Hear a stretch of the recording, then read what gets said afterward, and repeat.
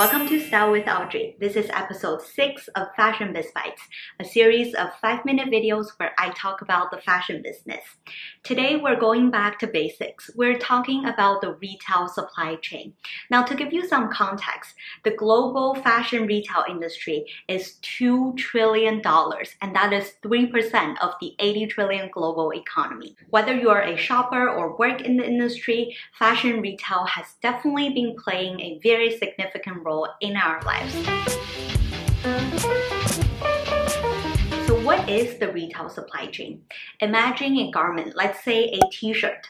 Somebody, probably a designer, at some point had the idea of designing a t-shirt. They then work with their team, usually the creative team, to put the ideas on paper so that they can send the requirements to the factory, and the factory will be producing the t-shirt and then sending to a centralized location, usually a warehouse, to store the t-shirt. Now, the t-shirt could go one of two ways from this point. If a customer is shopping online, then the t-shirt will be shipped directly to the customer's home. But if you are shopping from the store, the t-shirt will then be shipped directly to the stores so that you and me will be able to access and purchase the t-shirt. What I just described is a traditional fashion retail supply chain, and it applies to most of the big name fashion houses.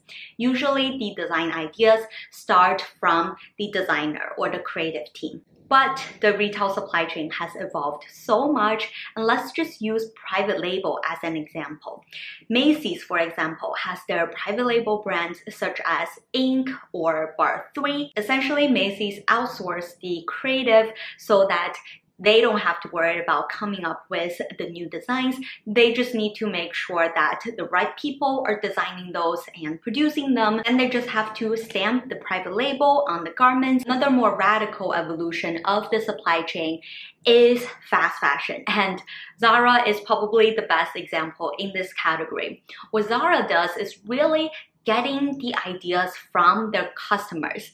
They know that their target customer loves to shop really trendy and high fashion looking pieces. I've heard that in the Zara design rooms, they actually have current season Chanel bags, Dior jackets, YSL shoes, etc. so that they can really get the inspiration from those brands, not necessarily coming up with the most original creative ideas, but what they're really good at is that they have many factories that are very close to their headquarters so that they can very quickly produce large amount of new designs. But what we are seeing more and will be seeing more is the ideas actually come from not just the creative team, not just the outsourced team, but also the customers, the social media, the entire environment. A couple of really interesting examples I want to share with you is first, this brand called Public Habit.